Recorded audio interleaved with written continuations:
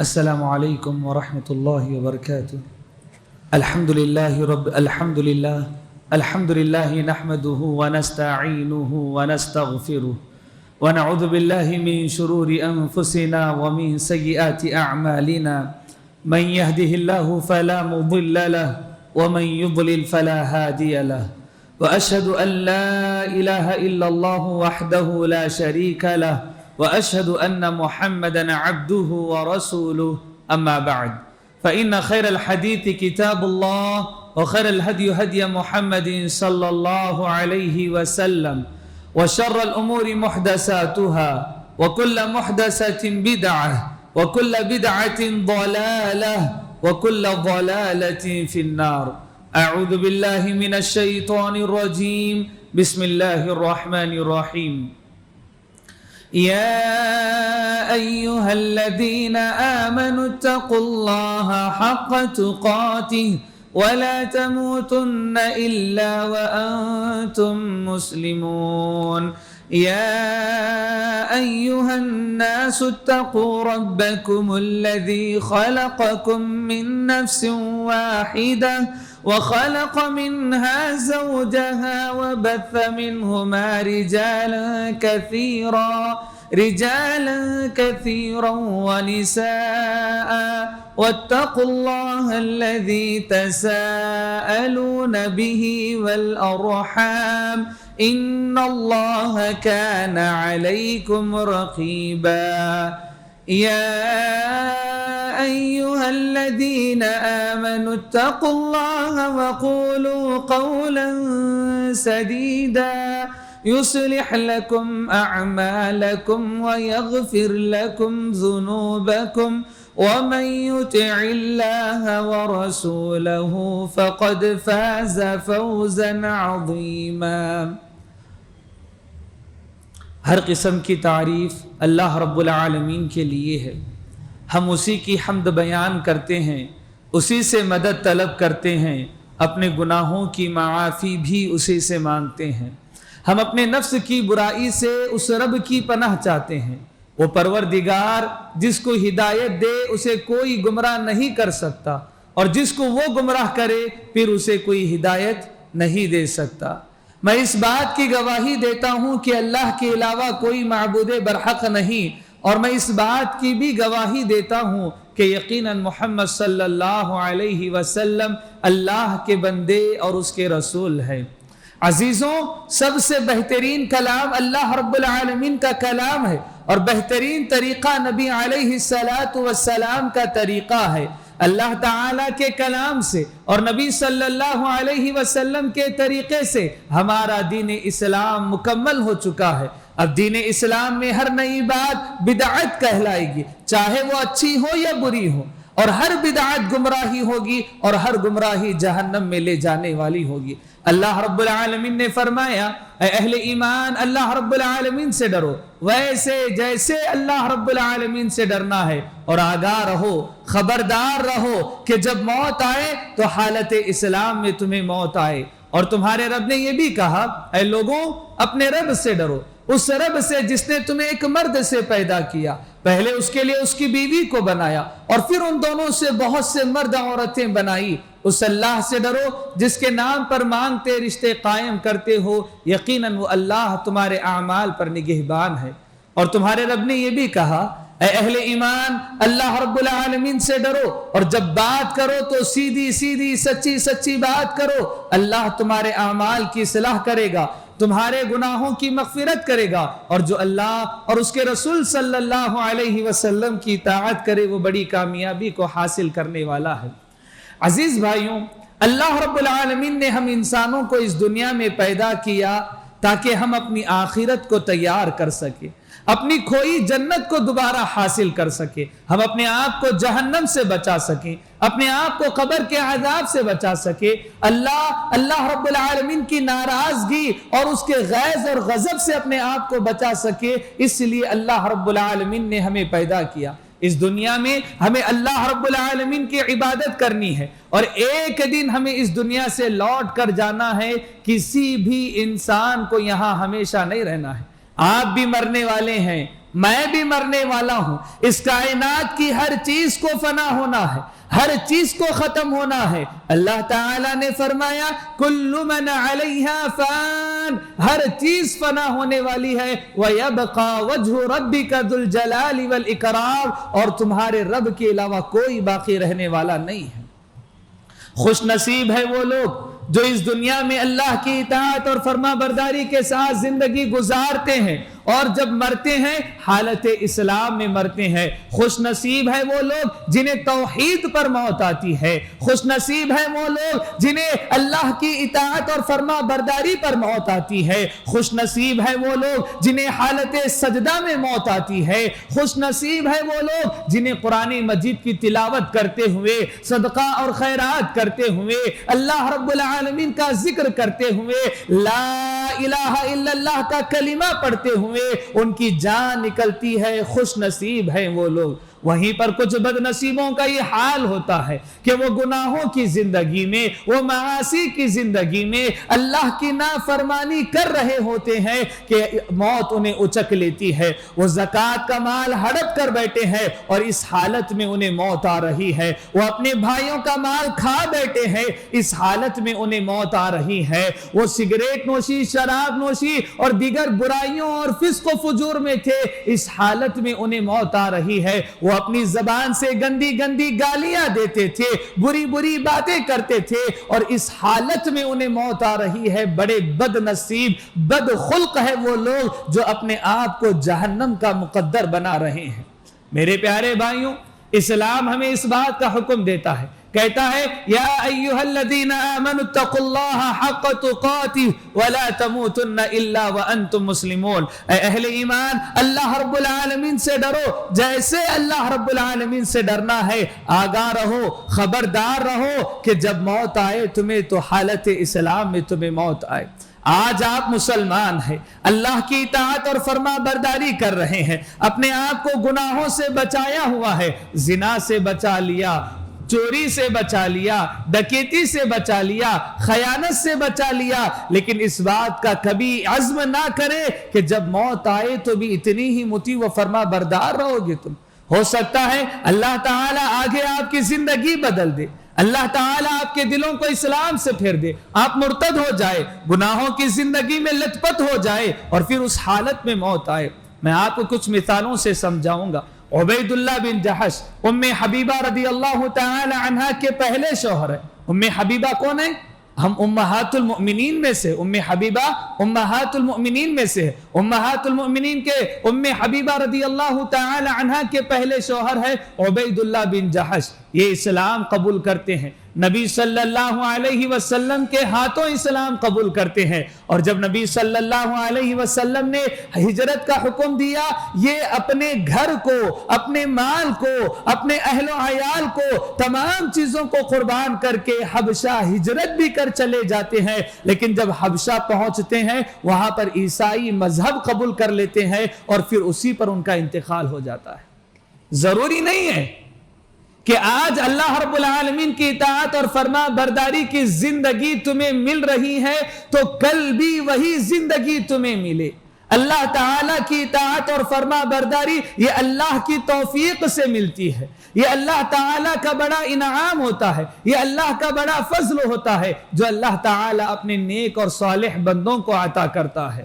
میرے پیارے بھائیوں، ایک جنگ ہوئی تھی، جنگ خیبر۔ اس جنگ میں مسلمانوں نے بڑی بہادری، جواں مردی کا مظاہرہ کیا۔ مسلمانوں کے کئی آدمی ہاتھ آ گئے، شہید ہو گئے۔ جب ان شہداء کا نام لیا جا رہا تھا کہ فلاں شہید ہے، فلاں شہید ہے، فلاں شہید ہے، ایک آدمی کا نام آیا، نبی صلی اللہ علیہ وسلم نے کہا انہیں شہید نہ کہو، مجھے معلوم ہوا کہ انہوں نے مال غنیمت سے ایک چادر اٹھائی تھی اور جس کی وجہ سے اللہ تعالیٰ نے ان کے حق میں جہنم لکھ دی۔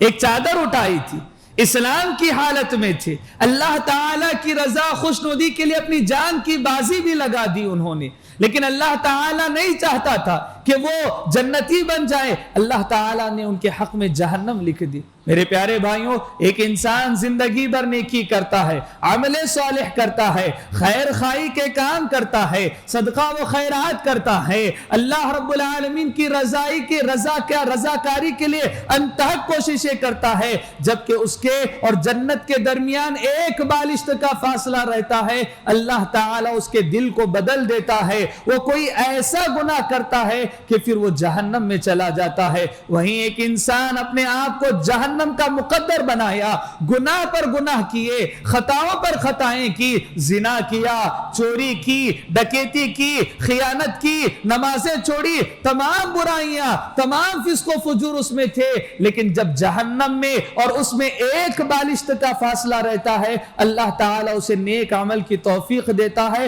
وہ نیک عمل کر کے اپنے آپ کو جنت کا مقدر بنا لیتا ہے۔ تو ہمیں ہمیشہ اللہ رب العالمین سے دعا کرنا چاہیے، اللہ تعالی ہمیں ان نیک اور صالح لوگوں میں بنا جو انتہا تک اپنی آخری سانس تک تیری اطاعت اور فرما برداری کے تحت زندگی گزار رہے ہیں۔ ابو بکر صدیق رضی اللہ تعالی عنہ کی ابتدائی دور میں بہت ساری جنگیں ہوئی، ان جنگوں میں ایک جنگ مرتدین سے ہوا کرتی تھی کہ وہ لوگ جو نبی صلی اللہ علیہ وسلم کے دور میں مسلمان تھے، اسلام قبول کر چکے تھے، اسلام کی زندگی گزارنے کا وعدہ انہوں نے کر لیا تھا، لیکن نبی صلی اللہ علیہ وسلم کے انتقال کے ساتھ اپنے اسلام سے وہ پھر گئے۔ ابو بکر نے جنگیں کی اور سینکڑوں کی تعداد میں ایسے مرتدین کو مار دیا تھا ابو بکر صدیق رضی اللہ عنہ نے، جنہوں نے اسلام قبول کر لیا، خدمت اقدس پہ پہنچے، اسلام کی زندگی گزارنے کے وعدے انہوں نے کیے، لیکن ابو بکر صدیق رضی اللہ تعالی عنہ کے ہاتھوں قتل ہوئے اور جہنم میں وہ چلے گئے۔ تو لہذا ضروری نہیں کہ آج اگر اللہ تعالی اطاعت اور فرما برداری کا موقع دیا کل یہ اطاعت اور فرما برداری باقی رہے، ایسا ضروری نہیں۔ یہ کب ہوگا؟ جب ہم اللہ تعالی سے دعا کریں گے، اللہ تعالی آج تو نے مجھے دین پر جمع دیا، آج تو نے نماز پڑھنے کی توفیق دی، آج تو نے قرآن مجید کی تلاوت کی توفیق دی، آج تو نے تجھ سے دعائیں مانگنے کی توفیق دی، اللہ تعالی کل بھی یہ توفیق دینا، مرتے دم تک یہ توفیق دینا کہ میں تیری عبادت کرتا رہوں، میں تیرا مطیع و فرما بردار بنا رہوں۔ اس بات کی دعا کرتے رہنا چاہیے۔ کیوں ضروری ہے بھائی اس بات کی دعا؟ نبی صلی اللہ علیہ وسلم سے بڑھ کر اللہ تعالیٰ کی اطاعت اور فرما برداری کوئی کرتا تھا؟ نہیں کرتا تھا۔ آپ کی جتنی عبادت کوئی کرتا تھا نہیں کرتا تھا۔ کیا کبھی کسی کا ایسا خیال ہو سکتا ہے کہ آپ کا دل بھی اسلام سے پھر سکتا ہو؟ کوئی سوچ بھی نہیں سکتا تھا، لیکن اس کے باوجود نبی صلی اللہ علیہ وسلم کثرت سے یہ دعا کرتے تھے، یا مقلب القلوب ثبت قلبی علی دینک، اے دلوں کے پھیرنے والے میرے دل کو تیرے ایمان پر، تیرے اسلام پر ثابت قدم رکھنا، تیری اطاعت اور فرما برداری پر ثابت قدم رکھنا۔ اما عائشہ رضی اللہ تعالی عنہا پوچھی، اے نبی علیہ السلام کیا آپ کا دل بھی اسلام سے پھر سکتا ہے؟ نبی علیہ السلام نے کہا کہ دل تو اللہ کے دو انگلیوں کے درمیان ہوتے، وہ جیسے چاہے ویسے پھیرے۔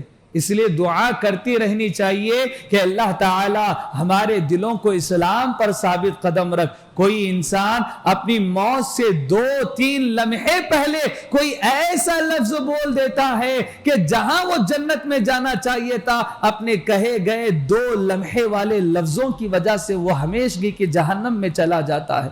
وہیں ایک انسان جہاں جہنم میں جانا تھا، اپنی موت سے پہلے کچھ ایسے الفاظ کہہ دیتا ہے کہ اللہ تعالیٰ اس کے حق میں جنت کو لکھ دیتا ہے۔ آئیں میں آپ کو کچھ ایسے واقعات بتاتا ہوں کہ اپنے انتقال سے پہلے کچھ تبدیلی انہوں نے اپنے اندر پائی اور اللہ تعالیٰ نے ان کے حق میں جنت کو لکھ دیا۔ ایک یہودی بچہ تھا، نبی صلی اللہ علیہ وسلم کی خدمت میں آیا کرتا، لیکن کبھی اس نے اسلام قبول نہیں کیا۔ نبی علیہ السلام کو بتایا گیا کہ وہ بچہ بیمار ہے، بخار ہے، بہت زیادہ بخار ہے۔ نبی علیہ السلام اس یہودی بچے کے گھر پہنچے، اس کا باپ بھی بیٹھا ہوا تھا۔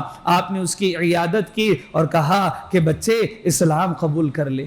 میرے بچے اسلام قبول کر لے. اس بچے نے اپنے باپ کی طرف دیکھا کہ اسلام قبول کر لوں, باپ یہیں بیٹھا ہے, کیا کہے گا؟ اس باپ نے کہا اتی ابو القاسم, دیکھو کیا کہتے ہو, سن لو ان کی بات. اس بچے نے اپنے مرنے سے پہلے کہا تھا لا الہ الا اللہ محمد الرسول اللہ, گواہی دی کہ اللہ کے علاوہ کوئی معبود برحق نہیں ہے, اور اسی موقع پر اس کی جان نکل گئی تھی. زندگی تمام یہودی کی گزار لی, انتقال سے پہلے چند لمحے اس نے ایمان کی زندگی گزاری, کچھ لمحے ایمان کی زندگی گزاری. نبی صلی اللہ علیہ وسلم ہے اس یہودی کے گھر کے دہلیز کے باہر قدم رکھ رہے تھے اور یہ کہہ رہے تھے الحمدللہ الذی انقذہ بی من النار, کہ تمام تعریفیں اس اللہ کے لیے ہے جس نے میرے سبب اس بچے کو جہنم کی آگ میں جانے سے بچا لیا.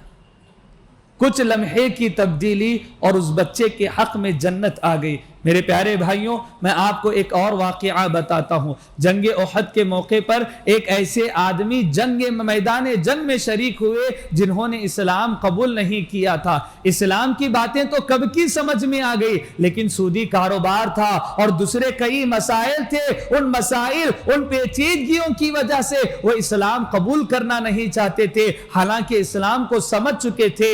جنگ احد کے میدان میں نبی صلی اللہ علیہ وسلم کے پاس پہنچے, کہا کہ اگر آج میں لڑتے لڑتے شہید ہو جاؤں تو میں کہاں رہوں گا؟ بولا جنت میں رہیں گے. اسی موقع پر میدان جنگ میں چلے گئے, جنگ کی بہادری کے ساتھ شہید ہو گئے. نہ نماز پڑھا, نہ ذکر و اذکار کیا, نہ قرآن مجید کی تلاوت کی, اور اللہ تعالی نے ان کے حق میں جنت کو لکھ دیا.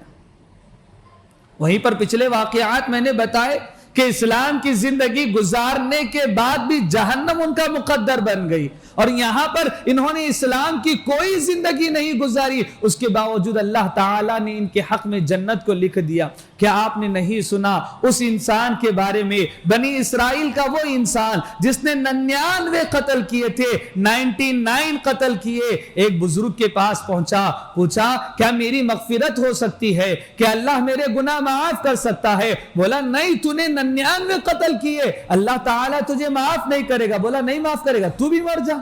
مار دیا, اپنی سنچری 100 کی تعداد کو مکمل کر لیا. پھر ایک بزرگ کے پاس پہنچا, پوچھا کیا میری مغفرت ہو سکتی ہے؟ بولا ہاں, اللہ تجھے معاف کر سکتا ہے, لیکن یہ بستی گنہگاروں کی ہے, یہاں پر گنہگار لوگ رہتے ہیں.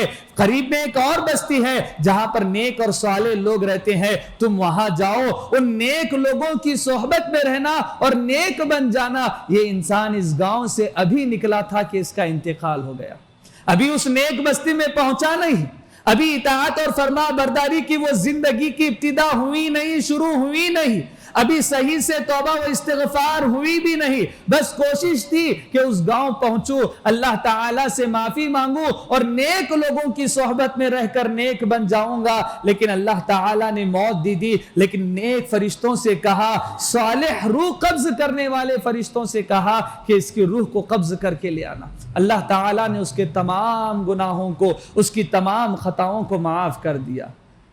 انسان کی زندگی کسی بھی وقت بدل سکتی ہے. ہم آج مسلمان ہیں, کل پتہ نہیں اللہ تعالی ہمارے دلوں کو پھیر دے. معاذن اللہ, ہم تمام اس بات سے پناہ مانگے اور دین رات دعا کرتے رہے, اللہ تعالی آج حالت اسلام میں تو نے ہمیں رکھا ہے, کل بھی یہی زندگی عطا کر, موت تک یہی زندگی عطا کر. یہ دعا ہم صبح شام کرتے رہیں. قرآن مجید کو پڑھیں, قرآن مجید کا مطالعہ کریں. انبیاء اکرام یہ دعائیں کیا کرتے تھے. چنانچہ حضرت یوسف علیہ السلام وقت کے نبی ہے, وقت کے نبی ہے, اللہ تعالیٰ کے پیغمبر ہے, اس کے باوجود کیا دعا کرتے ہیں؟ رب قد آتیتنی من الملک وعلمتنی من تعویل الاحادیث, کہ اللہ تعالیٰ تو نے مجھے بادشاہت عطا کی, تو نے مجھے خوابوں کی تعبیر عطا کی ہے. ایک اور دعا میں کرتا ہوں کہ جب میں مر جاؤں تو حالت اسلام میں مر جاؤں, اس بات کی میں تجھ سے دعا کرتا ہوں. وقت کے نبی ہے اور دعا کر رہے ہیں اسلام کی زندگی پر مرنے کی, تو مجھے اور آپ کو اس کی زیادہ ضرورت ہے کہ ہم بدرجہ اولا دعا کریں, اللہ تعالیٰ جب ہمیں موت دے تو اسلام کی موت عطا کر. حضرت یعقوب علیہ الصلوۃ والسلام اور حضرت ابراہیم اپنے بچوں کو نصیحت کیا کرتے تھے۔ حضرت ابراہیم نے جب بچوں کو نصیحت کی تو ان کے بچے کون تھے؟ ایک اسحاق تھے، دوسرے اسماعیل تھے، دونوں وقت کے نبی ہیں۔ اور حضرت یعقوب نے جب نصیحت کی تو ان کے بچوں میں یوسف ہے، وہ بھی مسلمان ہے، وقت کے نبی ہے۔ اور نصیحت کیا کی جا رہی ہے؟ وَوَصَّى بِهَا إِبْرَاهِيمُ بَنِيهِ وَيَعْقُوبُ يَا بَنِيَّ إِنَّ اللَّهَ اسْتَفَىٰ لَكُمُ الدِّينَ، اے میرے بچوں، اللہ تعالیٰ نے دین اسلام کو تمہارے لیے منتخب کیا ہے۔ فَلَا تَمُوتُنَّ إِلَّا وَأَنْتُمْ مُسْلِمُونَ، موت آئے تو اللہ تعالیٰ اسلام کی حالت میں موت دے تمہیں، مرنا نہیں لیکن اسلام کی حالت میں مرو۔ موت آئے تو اللہ کی اطاعت اور فرما برداری پر آئے۔ بڑے بڑے نبی بڑے بڑے نبیوں کو یہ وصیت کر رہے ہیں، اسماعیل کو، اسحاق کو، یوسف کو یہ نصیحت کی جا رہی ہے کہ موت آئے تو اسلام کی حالت میں تمہیں موت آئے۔ آپ کو بھی اسلام کی حالت میں موت آنی چاہیے۔ ایسا نہ ہو کہ آپ نے نماز جمعہ چھوڑ دیا اور پھر آپ کو موت آئی ہوئی ہے۔ ایسا نہ ہو کہ آپ نے زکوٰۃ نہیں نکالی اور آپ کو موت آ گئی۔ ایسا نہ ہو کہ آپ پر جو واجبات تھے آپ نے اپنے سر پر باقی رکھے اور آپ کو موت آ گئی ہو۔ ایسا نہ ہو کہ آپ نے گناہ کیا، آپ نے خطا کی، آپ نے چوری کی، آپ نے زنا کیا، آپ نے ڈکیتی کی، ابھی اس گناہ سے معافی بھی نہیں مانگے ہیں اور آپ کو موت آ گئی ہے۔ کبھی ایسا نہ ہو۔ موت آئے تو نیکی اور عمل صالح کی زندگی میں موت آنی چاہیے۔ اللہ تعالیٰ نے قرآن مجید میں دعائیں سکھلائی ہے، ان دعاؤں میں ایک دعا اللہ تعالیٰ نے یہ بھی سکھلائی، ربنا اننا سمعنا منادیا ینادی للایمان ان آمنوا بربکم فآمنا، اللہ پکارنے والے نے پکارا ایمان قبول کرو، ہم نے ایمان قبول کر لیا، ربنا فاغفر لنا ذنوبنا وکفر عنا سیئاتنا وتوفنا مع الابرار، دعا سکھلائی، اے اللہ ہمارے گناہوں کو معاف کر، ہماری خطاؤں کو مٹا دے، اور جب موت دے تو نیک لوگوں کی موت ہمیں عطا فرما۔ اللہ نے قرآن مجید میں دعا سکھلائی کہ دعا کرو وتوفنا مع الابرار، کہ نیک لوگوں کے ساتھ ہماری موت ہو جائے، یہ دعا کرتے رہنا چاہیے۔ میرے پیارے بھائیوں، اللہ کے نبی علیہ الصلوۃ والسلام جہاں یہ دعا کرتے تھے، اے اللہ تعالیٰ مجھے دین اسلام پر ثابت قدم رکھ، تیری اطاعت اور فرما برداری پر ثابت قدم رکھ، وہیں آپ نے بھی یہ دعا سکھلائی ہے کہ اسلام کی حالت میں مرنے کی دعا کرو۔ نماز جنازہ کی دعائیں یاد ہے، یاد ہونی چاہیے، ہر انسان کو نماز جنازہ کی دعا یاد ہونی چاہیے۔ کیا ہے اس میں؟ وَمَن تَوَفَّيْتَهُ مِنَّا فَتَوَفَّنَا عَلَى الْإِسْلَامِ، اے اللہ تعالی جب ہمیں مار تو اسلام کی حالت میں تو ہمیں مار، اسلام کی حالت میں تو ہمیں مار۔ یہ دعا نبی علیہ الصلوۃ والسلام نے سکھلائی۔ میرے پیارے بھائیوں، آؤ میں آپ کو کچھ واقعات بتاتا ہوں جہاں پر کچھ لوگوں کو نیک اور صالح موت آئی ہے، ایمان کی حالت میں موت آئی ہے، قرآن مجید کی تلاوت کے کرتے ہوئے انہیں موت آئی ہے۔ چنانچہ سب سے پہلے یاد کرو، عمر بن خطاب رضی اللہ تعالی عنہ کو نماز فجر پڑھا رہے ہیں، ابو لولو فیروز نے زخمی کیا، ایسا زخم دیا، نماز کی حالت میں تھے اور وہی زخم ان کی موت کا سبب بھی بنا تھا۔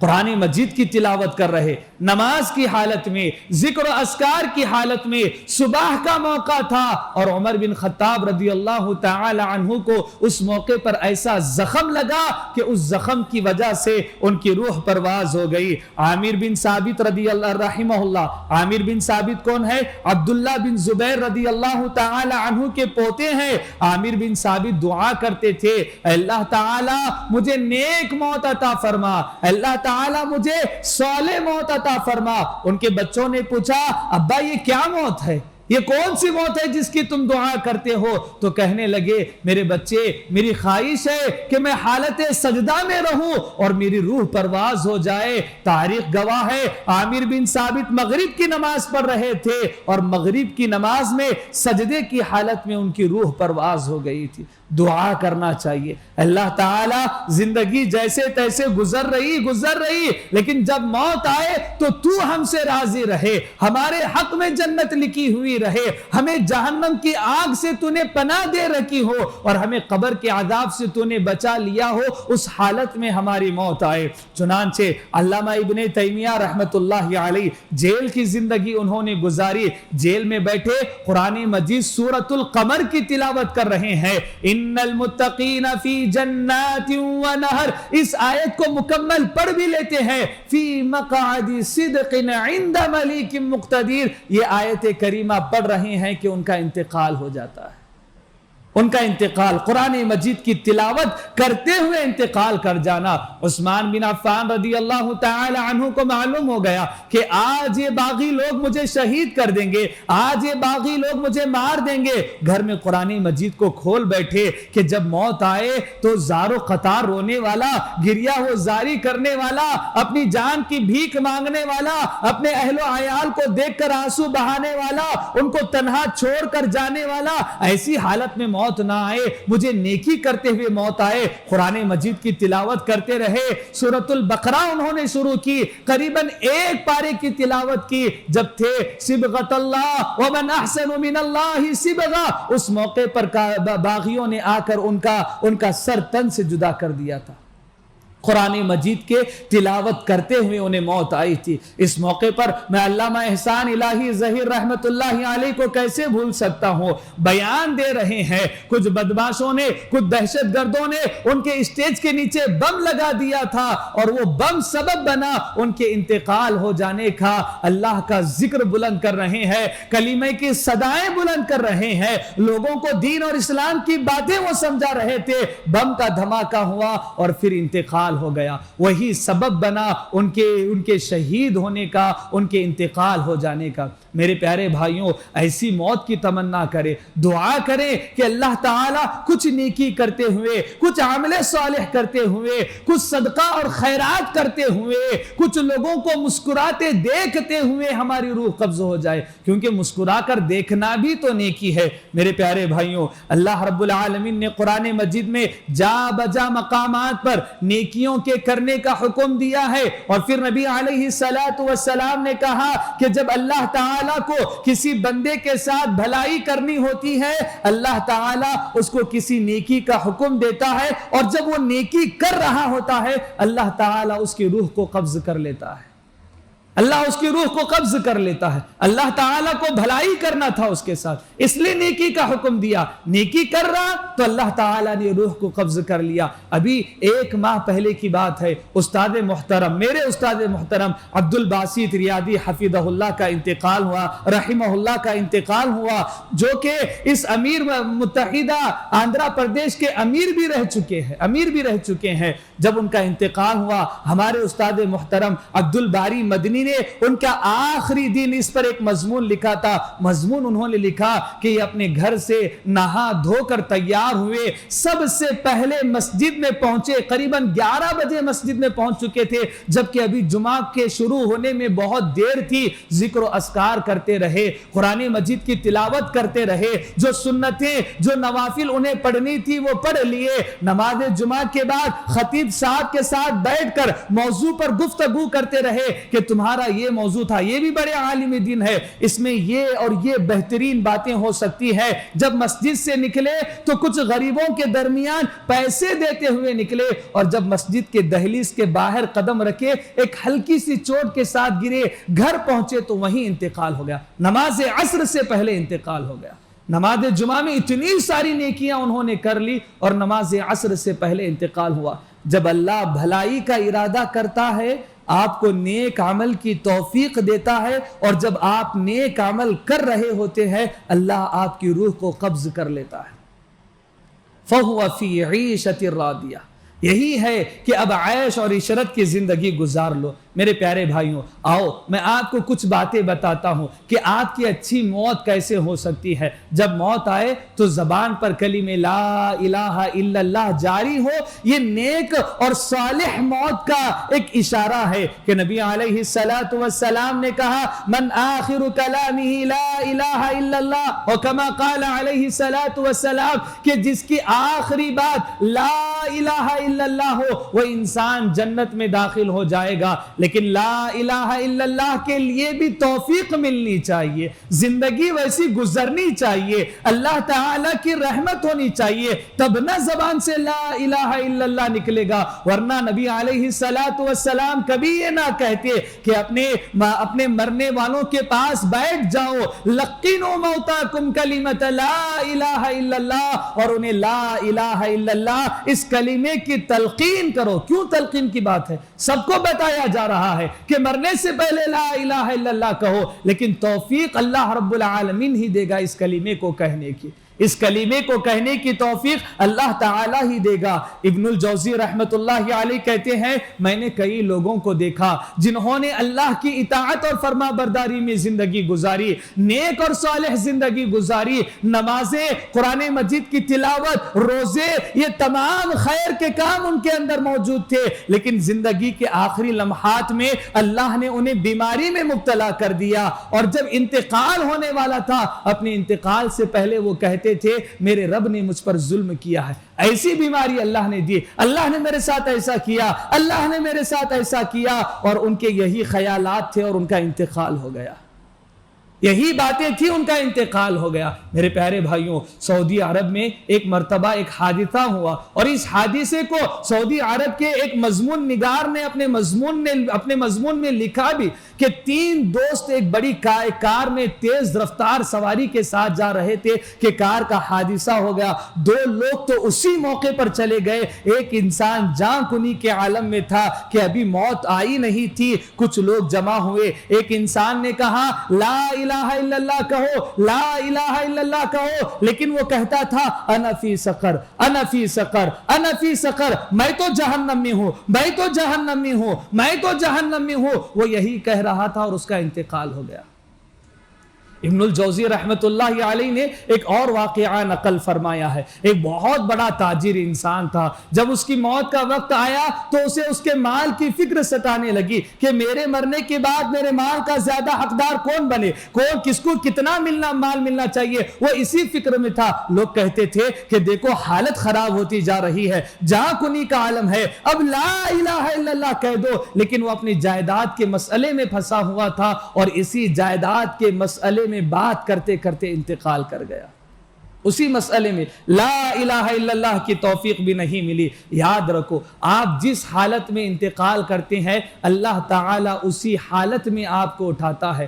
اگر آپ اللہ کے مطیع و فرما بردار بن کر مرتے ہیں اللہ کے مطیع و فرما بردار بن کر اٹھیں گے۔ ایک چور اپنے چوری کے سامان کے ساتھ اٹھے گا، ایک ناانصاف اپنے ناانصافی والے جسم کو لے کر اٹھے گا، ایک حاجی اپنے احرام کے ساتھ اٹھے گا، کہ نبی صلی اللہ علیہ وسلم نے حاجیوں سے متعلق کیا کہا کہ یہ اگر حج کرتے ہوئے انتقال کر جائے انہیں غسل دو اور ان کے احرام میں انہیں دفن کر دو، ان کے سر کو نہ ڈھکو، کیونکہ کل قیامت کے دن جب یہ اٹھیں گے یہ تلبیہ پکارتے ہوئے اٹھیں گے۔ کیوں؟ حج کرتے ہوئے انتقال کر گئے نا، تو حج کا تلبیہ پکارتے ہوئے اٹھیں گے۔ یہ آپ جس حالت میں انتقال کرنے والے ہیں قیامت کے دن اسی حالت میں آپ اٹھائے جائیں گے، اور اس موقع پر کائنات کا ہر انسان دیکھے گا کہ آپ ایسے تھے۔